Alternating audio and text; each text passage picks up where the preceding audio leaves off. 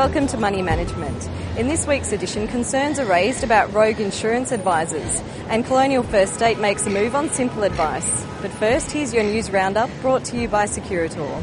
Former CommInsure chief Simon Swanson emerged as the new managing director of MMC Contrarian, with the listed financial services group announcing its intentions to acquire MBF Life and Clearview Retirement Solutions. Previous MD Alex Hutchison will now be responsible for MMC's wealth management and advice businesses, including Comcorp and Clearview.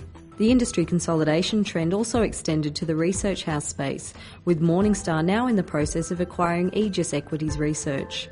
ANZ said it would create new specialist brands for the ING wealth management and life insurance businesses it wholly acquired last year. ANZ's Australian chief, Philip Chronican, said wealth management businesses need to be positioned as specialists in the eyes of both customers and financial planners. AMP chairman Peter Mason reinforced his company's continued interest in acquiring AXA Asia Pacific's Australian and New Zealand operations. Mason said both countries deserve a strong, non-bank competitor in the wealth management sector, while reinforcing his company wouldn't overpay for assets. Colonial First State-owned Financial Wisdom appointed a new head, with Macquarie Private Wealth executive Mark Ballantyne replacing Tim Brown at the helm.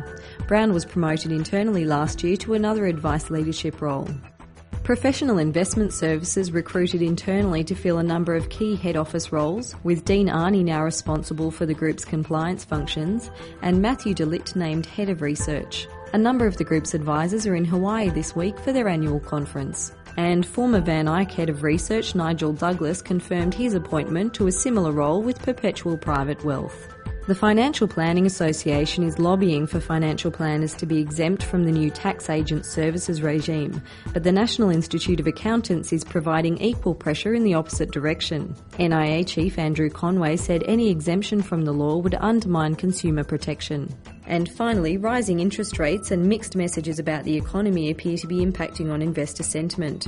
Research firm Core Data said high net worth investors continue to make ultra-conservative investment decisions, while Russell Investments found fund managers are also feeling more cautious, with many concerned about the Greek and other European economies. In this week's Money Management, Bill McConnell reports on the $50 million overhaul of Asgard's investment platforms. Caroline Munro reports on concerns high insurance commissions are resulting in dramatic overselling of insurance products. And Colonial First State-owned advice business Financial Wisdom is positioning to meet a growing demand for limited advice. When it comes to a fee-for-service model, financial planners are investigating how they segment their service offering to their clients, and there's a lot of work that needs to be done to make sure that it's done sensibly and commercially, and that it's a win-win, a win for the client and a win for the advisor. So one of the services that we've introduced to our advisors is to enable them to give simple advice, because not all clients need or want a holistic advice solution.